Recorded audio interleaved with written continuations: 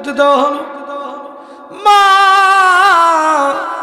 জনম দুঃখিনী মা কেন যেন চিৎকার করে কান্দে, আর ডাক দিয়ে বলে, ওগো আল্লাহ, আপনার কাছে বিচার দিলাম গো আল্লাহ, যদি দুনিয়ায় ইসলাম প্রতিষ্ঠিত করতে গিয়া ওগো আল্লাহ আমার 3টা সন্তান আজকে মারা যায়, ও মাবুদ, যদি আমিও জ্বলন্ত এই টকবকে আগুনের মধ্যে শেষ হয়ে যায়, ওগো আল্লাহ, আপনি আমাকে কোনো প্রকার দয়া মায়া দিয়েন না, আমার মধ্যে আপনি একটা হিংসা, একটা আক্রোশ দিয়ে দেন, যাতে করে আমি মার সামনে সন্তানগুলো টকবকে এই আগুনের মধ্যে জ্বলতে থাকবে, তারপরেও যেন আমার কোনো মায়া না হয়।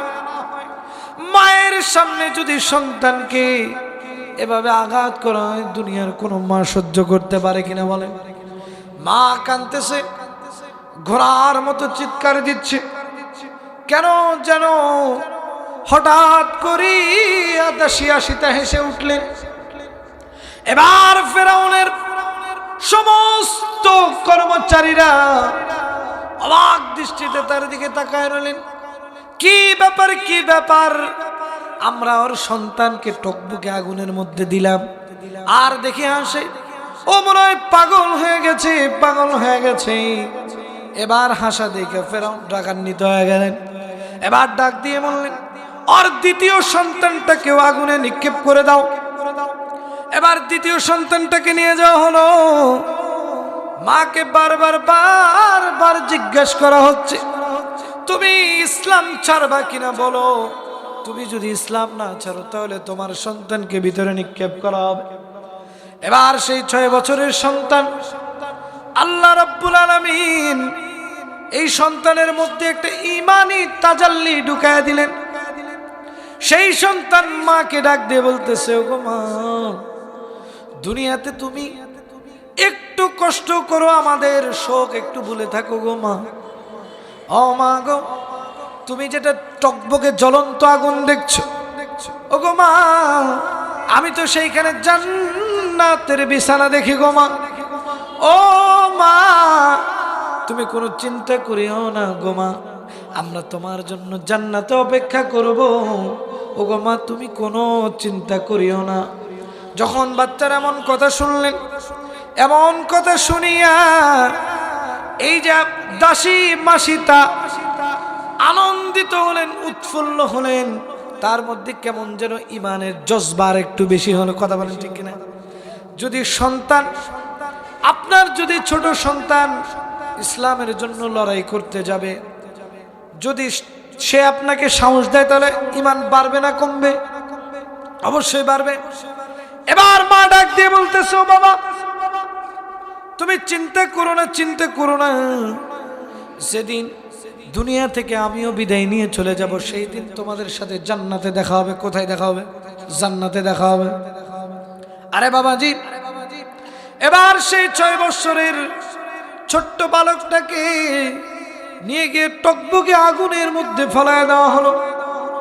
সেই বাচ্চা কান্দে, মাও কান্দে। মা যতই শক্ত হোক না কেন, সন্তানের যদি কষ্ট দেখে, জীবনে কোনোদিন কোনো মা বাবা সহ্য করতে পারবে না। এই যে আমরা এখানে এসেছি, প্রিয় ভাই আমার, একটু চোখটা বন্ধ করে তাকায় দেখেন না, কার জানি মা নাই, কার জানি বাবা নাই। যদি আজকে মা থাকতো, আপনি বাসায় গিয়ে দরজায় কড়া নাড়ার আগে আপনার স্ত্রী আগে মা বের হয়ে আসতো। মা বের হয়ে আসা ডাক দিয়ে বলতো, বাবা, তুমি যতক্ষণ বাইরে ছিলে বাবা, আমার কেন যেন ঘুম নাই, আমার কেন যেন বুকটা পোড়ায়, আমার শুধু মনে হয় আমার বাবাটা কখন আসবে, আমি তখন নিদ্রাচ্ছন্ন হব। যখন দেখবেন কোন মা বাবা যদি, সন্তান যদি কোনো বিপদে পড়ে, দেখবেন মা বাবা আগে থেকেই জানা যায়। প্রিয় ভাই আমার, একটু লক্ষ্য করেন, কার জানি মা নাই, কার জানি মা বৃদ্ধাশ্রমে আছে, কার জানি মা কবরে শুয়ে আছে, আমাদের জানা নাই। কোন দিন জানি আমাদের কবরের আযাব শুরু হয়ে যাবে। কোন দিন জানি আমার আপনার নামটা মসজিদের মাইকে এলান হয়ে যাবে রে বাবা। আমার আপনার কোনো খোঁজ নাই, খোঁজ নাই। আমি আপনি কোনো সময়ে চিন্তা করি না, কবরের আযাবের চিন্তা করি না, কোন দিন জানি মৃত্যু হয়ে যাবে।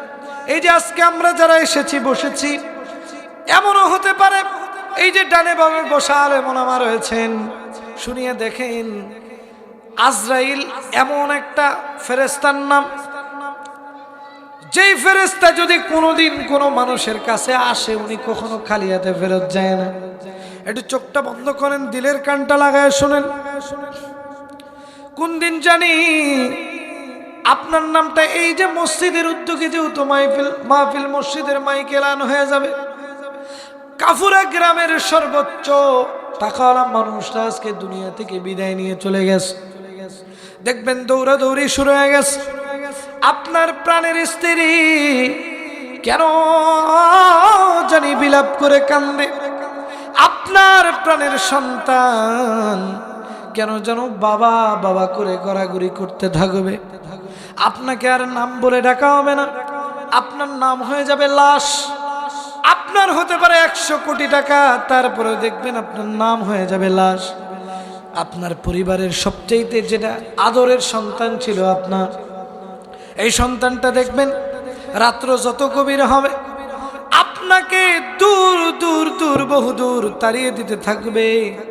প্রিয় ভাই আমার, লক্ষ্য করে দেখবেন যেদিন আপনি মারা যাবেন, আপনি যেদিন মারা যাবেন সবচেয়ে আপনার কাছের লোকগুলো আপনাকে সুন্দর মতো চকলেটের মতো মোড়াইয়া দিয়া কবরের দিকে নিয়ে যাবে। সেই দিন কিন্তু কেউ আপনার দুশমন থাকবে না, সবাই আপনার বন্ধু হয়ে যাবে। যার সাথে 20 বছর কোনো কথা বলেন নাই, সেও যখন আপনার মৃত্যুর খবরখানা শুনবে দেখবেন দৌড়ে আসবে, আইসা বিলাপ করে করে কান্না শুরু করবে, বিলাপ করে করে কাঁদবে। আপনাকে কবরের দিকে নিয়ে যাওয়া হবে, আপনার রূহখানা আরশে মুআল্লায় চলে যাবে, আপনার বডিখানাকে কবরের মধ্যে রাখার জন্য প্রস্তুতি গ্রহণ করা হবে। আপনি দেখবেন আপনার বাড়ির পাশের কোনো একটা নিম গাছ থেকে গরম পানি করা হচ্ছে, 2-3 জন লোক গিয়ে কবর খোঁড়া শুরু করেছে। কবর তো এই দুনিয়ার মাটির একটা গর্তের নাম, তারপরেও কেন এই গর্ত এত ভয়ঙ্কর হবে জানেননি? জানেন? আমার নবীজি বলেছেন কবরের আযাব এত কঠিন হবে যে আযাবের কারণে সমস্ত সাহাবীরা কেঁদেছেন। আমার নবীজি মাঝে মাঝে